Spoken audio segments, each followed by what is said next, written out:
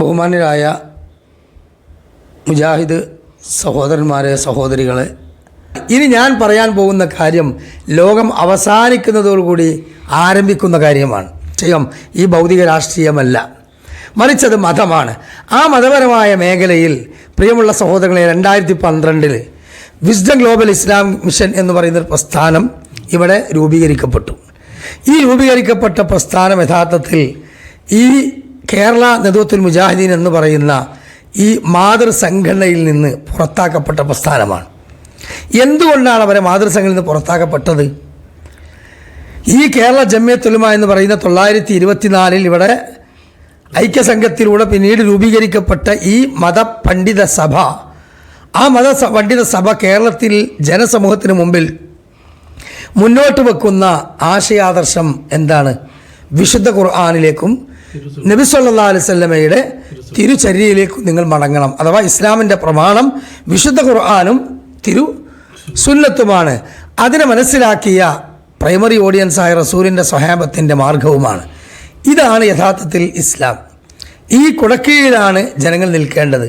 അതുകൊണ്ട് തന്നെ ഫൈൻ തനാസഅതും ഫീ ഷൈഇൻ ഫർദൂഹു ഇലല്ലാഹി വറസൂൽ, നിങ്ങൾക്കിടയിൽ അഭിപ്രായ വ്യത്യാസങ്ങൾ നിങ്ങൾ ഈ പ്രമാണങ്ങളിലേക്ക് മടക്കുക എങ്കിൽ പ്രശ്നം പരിഹരിക്കപ്പെടും. ഇൻ കുന്തും തുഅ്മിനൂന ബില്ലാഹി വൽ യൗമിൽ ആഖിർ ദാലിക ഖൈറുൻ വ അഹ്സനു തഅ്വീല. അതാണ് പരലോകത്തിൽ വിശ്വസിക്കുന്ന, ആഖിറത്തിൽ വിശ്വസിക്കുന്ന, റബ്ബിനെ കണ്ടുമുട്ടണം എന്ന് ആഗ്രഹിക്കുന്ന ആളുകൾക്കുള്ള ഏറ്റവും നല്ല പര്യവസാനം എന്ന് പറഞ്ഞിട്ടുണ്ട്. ആ പര്യവസാനം ഇതാണ് എന്ന് ജനസമൂഹത്തെ പഠിപ്പിച്ചുകൊണ്ടിരുന്ന ഇതേ പ്രസ്ഥാനത്തിൽ തന്നെ ഈ പ്രമാണങ്ങളെ മനസ്സിലാക്കുന്നതിന് വേണ്ടി സലഫി മൻഹജ് എന്ന് പറയുന്ന സ്വഹാബത്തിൻ്റെ പാത, ആ പാത ശരിയായ രൂപത്തിൽ ഉൾക്കൊള്ളാതെ അതിനെ ഗവേഷണം നടത്തി അങ്ങനെ യഥാർത്ഥത്തിൽ പല ഫത്വകളും ഇവിടെ ഈ സമൂഹത്തിന് മുമ്പിലേക്ക് ഇറക്കുമതി ചെയ്ത് ജിന്ന് പിശാജ് വിഷയങ്ങളിൽ വലിയ വസ്വാസുണ്ടാക്കി അപകടകരമായ വിശ്വാസങ്ങളിലേക്കും കർമാനുഷ്ഠാനങ്ങളിലേക്കും ഒക്കെ കൊണ്ടുപോയി ലാ ഇലാഹ ഇല്ലല്ലാഹ് എന്ന തൗഹീദ് വിശ്വസിച്ച് യഥാർത്ഥത്തിൽ ഇവിടെ റബ്ബിൽ മാത്രം തവക്കുലാക്കി നിർഭയത്വത്തോടുകൂടി ജീവിച്ചിരുന്ന ഈ മുജാഹിദ് പ്രസ്ഥാനത്തിൽ നിന്ന് ഒരു വലിയ ജനവിഭാഗത്തെ വിസ്ഡം ഇസ്ലാമിക് ഓർഗനൈസേഷൻ എന്ത് ചെയ്തു? വഴിതെറ്റിച്ചു കൊണ്ടുപോയി. ഈ ഒരു സത്യം യഥാർത്ഥത്തിൽ 2012 ശേഷം വളരെ വ്യക്തമായിക്കൊണ്ട് തന്നെ കേരള നദവത്തുൽ മുജാഹിദീൻ മനസ്സിലാക്കുകയും ആ പുറത്താക്കപ്പെട്ട പ്രസ്ഥാനത്തിൻ്റെ വ്യതിയാനങ്ങൾ ഓരോന്നോരോന്നായി ഓരോ മാസങ്ങളിലും വർഷങ്ങളിലും പ്രത്യക്ഷപ്പെട്ടു. ജിന്നുകളോടുള്ള ആ സഹായത്തേട്ടം ശിർക്കാണ് എന്ന് മൂവാറ്റുപുഴ സംവാദത്തോടു കൂടിയാണ് അത് പ്രഖ്യാപിച്ചത്.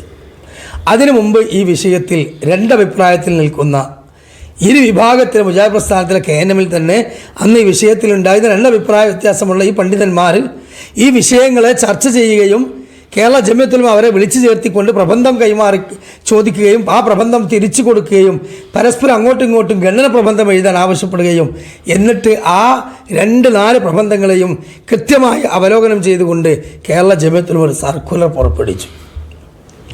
ആ സർക്കുലർ വ്യക്തമായി പറഞ്ഞു എന്ത്? ജിന്നുകളോടുള്ള സഹായത്തേട്ടം എല്ലാം ശിർക്കാണ്.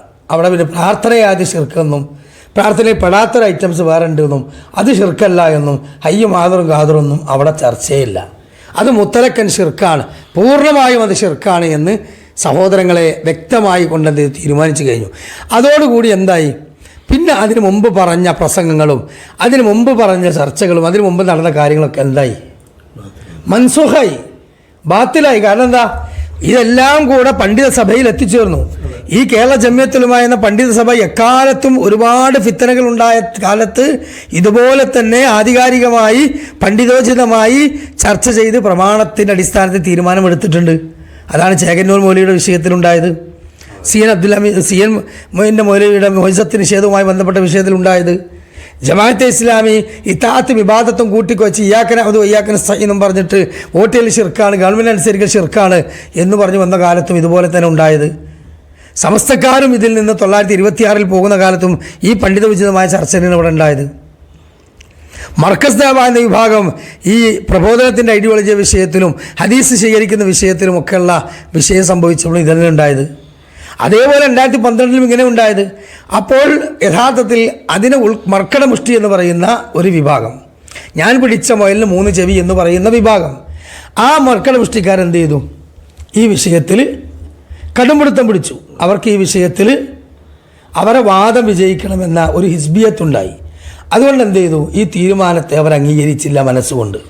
സക്കരിയ സ്വലാഹി മരിക്കുന്നതിന് മുമ്പ് എന്ത് ചെയ്തു, അത് ഒപ്പിട്ടെങ്കിലും പിന്നീട് അയ്യപ്പനൊപ്പാണെന്നും പറഞ്ഞിട്ട് അദ്ദേഹം എന്ത് ചെയ്തു, തിരിച്ചതിൽ നിന്ന് വീണ്ടും ഒഴിഞ്ഞു മാറുകയും അദ്ദേഹത്തിൻ്റെ പിന്നാലെ ഒരുപാട് അനുയായികൾ പിന്നെ ഈ പറഞ്ഞ വിശ്വത്തിൻ്റെ ഇന്ന് കാണുന്ന നേതാക്കന്മാരൊക്കെ കോടൊഴിഞ്ഞു പോന്നു. ഇതിനെതിരെ പറയാൻ തുടങ്ങി. അവരെ പതുക്കെ മാറ്റി നിർത്തി. അപ്പോൾ ഇവിടെ ഈ മാറ്റി നിർത്തിയതിന് ശേഷം അവരിലുണ്ടായ വ്യതിയാനം എന്താണെന്ന് പിന്നീട് നമ്മൾ കണ്ടു. ഒരു കാലത്ത് EK വിഭാഗത്തിനും AP വിഭാഗത്തിനും മർക്കസ് ദഅവക്കുമൊക്കെ ഈ വിഷയത്തിൽ പ്രതിരോധം തീർത്തുകൊണ്ട് മറുപടി പറയലായിരുന്നു. അന്നെന്തില്ല, ഈ വിഷയത്തിൽ ആദർശം സ്വീകരിച്ച് മുന്നോട്ട് പോകുന്ന അവസ്ഥ ഉണ്ടായിരുന്നില്ല. ഒരു തീമുണ്ടാക്കിയെങ്കിലും അത് ഐഡിയോളജിയായി പ്രഖ്യാപിച്ചിരുന്നില്ല. പക്ഷേ കാലാന്തരത്തിൽ എന്തുണ്ടായി, 2012 പിളർന്നു പോയപ്പോൾ പിന്നീട് അവരെന്ത് ചെയ്തു, ഇത് വാദമായി സ്വീകരിച്ചു. ആ വാദമായി സ്വീകരിച്ചു എന്ന് മാത്രമല്ല, ആ വാദം ഒരു പ്രതിവാദമായി, വാദപ്രതിവാദമായി, മുഖാമുഖങ്ങളായി, പരസ്പര ഖണ്ഡന മണ്ഡനങ്ങളായി പുസ്തകങ്ങളിലൂടെ അവർ എഴുതി. അവസാനം സൂറത്തുൽ അൻആമിലെ 128 ആയത്ത് പോലും ജിന്നുകളുള്ള സഹായത്തേട്ടം മുത്തലക്കൻ ഷിർക്കല്ല, വസീലത്ത് ഷിർക്കും അതിലുണ്ട് എന്ന് പറഞ്ഞ് ഇല്ലാത്ത ഒരു ആശയം ഇബ്നു അബ്ബാസ് അള്ളാഹിൻ്റെ പേരിൽ ഉന്നയിച്ച് തഫ്സീർ ഖുർത്തുബിയിൽ നിന്ന് ഇല്ലാത്തൊരു സംഗതി ഉണ്ടാക്കി അതിനെ ന്യായീകരിച്ച് രംഗത്ത് വന്നു. ഒന്ന് ആലോചിച്ച് നോക്ക്. മർക്കസ് ദഅവ വിഭാഗം വളരെ ശാഖാപരമായ ചില വിഷയങ്ങളിൽ 10-21 വിഷയങ്ങളിൽ അഭിപ്രായ വ്യത്യാസങ്ങൾ ഉണ്ടായപ്പോൾ അത് ഉൾക്കൊണ്ട് തിരിച്ചു വരാതെ ഇറങ്ങിപ്പോയ ആ ആളുകളുടെ കൂടെ പിന്നീട് ഒരുമിച്ച് കൂടി ആളുകൾ ഹിസ്ബിയത്ത് കൂടിയിട്ട് എന്തുണ്ടായി, അവസാനം പിന്നെ പോലും ആ പാടവരമ്പിലോ നടന്നു പോകുന്നൊരു കുട്ടി ഒരു മനുഷ്യനോടൊരു പാടവരമ്പിൽ ഇരുന്നു കൊണ്ട് മലശോചന നടത്തുന്ന കുട്ടി പറഞ്ഞില്ലേ, മോനെ ജി ബ്രെഡ് തിന്നുമ്പോൾ ഈ ശോചന നടത്തിക്കൊണ്ടിരിക്കുമ്പോൾ ബ്രെഡ് തിന്നല്ലേ എന്ന് പറഞ്ഞപ്പോൾ ഇതിൻ്റെ മലം, ഞാൻ ഈ ബ്രെഡ് നീ കുത്തി തിന്നു, നിങ്ങളെന്താ കാട്ടുവെച്ചില്ലേ. ഇതുപോലെ മർക്കസ് ദഅവക്കാർ തെറ്റി പിരിഞ്ഞു പോയപ്പോൾ ഇത് വാശികൾ കൂടി. അങ്ങനെ മ്യൂസിക്കും പാട്ടും അല്ലേ, സ്വഹീൽ ബുഖാരിയെ നിഷേധിക്കുന്ന അവസ്ഥയും പരപ്പനങ്ങാടി ഗണ്ണൻ മരണത്തിൽ 35,000-ഓളം ഹദീസ് വരെ നിഷേധിച്ചു എന്നാണ് വിസ്റ്റംകാർ അവർക്ക് മറുപടി പറഞ്ഞപ്പോൾ പറയുന്നത്. അല്ലാഹു ആലം. ഒന്ന് ആലോചിച്ച് നോക്ക്. അപ്പോൾ ഇതൊരു രോഗമാണ്. അതായത് ഹിസ്ബിയത്ത് കൂടുക, അവനവൻ പിടിച്ച വാദം വിജയിക്കാൻ വേണ്ടി എന്ത് നെറുകേടും കാണിക്കുക. പണ്ട് EK അബൂബക്കർ മുസ്ലിയാർ പറഞ്ഞില്ലേ, ചെർളയിൽ വെച്ച് പതി അബ്ദുൽ ഖാദർ മുസ്ലിയാരുമായി ഒരു സംവാദം നടക്കാൻ വേണ്ടി പോയപ്പോൾ തൻ്റെ കൂട്ടുകാരനെ ഉസ്താദിനോട് പറഞ്ഞെന്താ, പതി അള്ള ഒന്നുണ്ടെന്ന് പറഞ്ഞാൽ ഞാൻ രണ്ടുണ്ട് എന്ന് വാദിക്കും. എന്താ, അവിടെ ജയിക്കലാണ് ആവശ്യം. അതാണ് ഈ ഫൈസൽ മുസ്ലിയാരും മാലിക് സലഫിയും മൂസ സലാഹിക്കാരെയും ഇപ്പം ജാമിയയിൽ നിന്ന് ഇറങ്ങുന്ന ഇക്മികളൊക്കെ ചെയ്തുകൊണ്ടിരിക്കുന്നത്.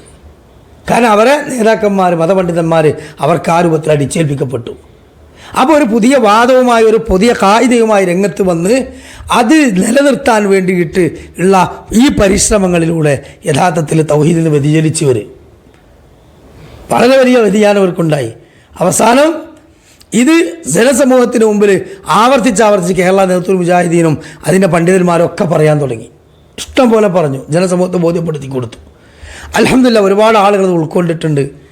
പക്ഷേ വലിയൊരു ജനവിഭാഗം അതിനകത്ത് ഇപ്പോഴും മന്ദീകരിക്കപ്പെട്ട്, അതായത് ഒരുതരം പൗരോഹിത്യത്തിൻ്റെ കരാളഹസ്തങ്ങളിൽ അകപ്പെട്ടതുപോലെ, കത്തനാർ പറഞ്ഞാൽ ക്രിസ്ത്യാനിക്ക് മതം എന്നതുപോലെ വിശ്വത്തിൻ്റെ പുരോഹിതന്മാർ പറഞ്ഞാൽ അതാണ് നമുക്ക് മതം എന്ന് വിശ്വസിക്കുന്ന ഒരുതരം മുഖല്ലിദുകൾ അവിടെ ഉണ്ടായി. ആ പ്രസ്ഥാനത്തിൽ തന്നെ അനവധി ഞങ്ങളെപ്പോലത്തെ ചാവേറുകളുണ്ടായി. ഇവർക്ക് വേണ്ടി ഇത് ന്യായവും നീതിയും സത്യവുമാണെന്ന് വിചാരിച്ച് ചെയ്യാൻ വേണ്ടിയിട്ട് എന്ത് ചെയ്യണം, രംഗത്ത് വരികയാണ്.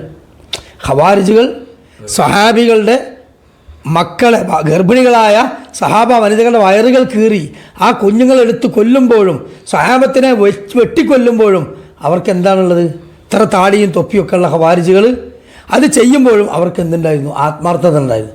കാരണം അവരത് ചെയ്തതിന് പുണ്യകർമ്മമാണ്, സത്യമാണെന്ന് വിശ്വസിച്ച് അവൻ്റെ രക്ഷയല്ലല്ലോ. ഇതുപോലെയായിരുന്നു ഞങ്ങളൊക്കെ എന്ത് ചെയ്തത്, ഈ പ്രസ്ഥാനത്തിൻ്റെ കൂടെ നിന്നുകൊണ്ട് ഈ കേരളത്തിൽ മുജാഹിദിനെതിരെ ഈ ശക്തമായ രൂപത്തിൽ ഈ ലേഖനം നിലനിർത്തിക്കൊണ്ട്, ഈ ഇവർ പഠിപ്പിച്ചെന്ന ഈ തർക്കശാസ്ത്രം നിലനിർത്തിക്കൊണ്ട് അവരുടെ ക്ലിപ്പുകൾ ഇട്ടുകൊണ്ട് ഞങ്ങൾ പ്രതിരോധം തീർത്തിരുന്നത്. പക്ഷെ 12 വർഷത്തിന് ശേഷം ആ വിശ്വാസ മേഖല തെറ്റാണ് എന്ന് ബോധ്യപ്പെട്ടപ്പോൾ എന്ത് ചെയ്തു, അത് ബോധ്യപ്പെട്ടപ്പോൾ പഠിക്കാൻ തുടങ്ങി. പഠിച്ച് അൽഹംദുലില്ലാഹ് ബോധ്യപ്പെട്ടു.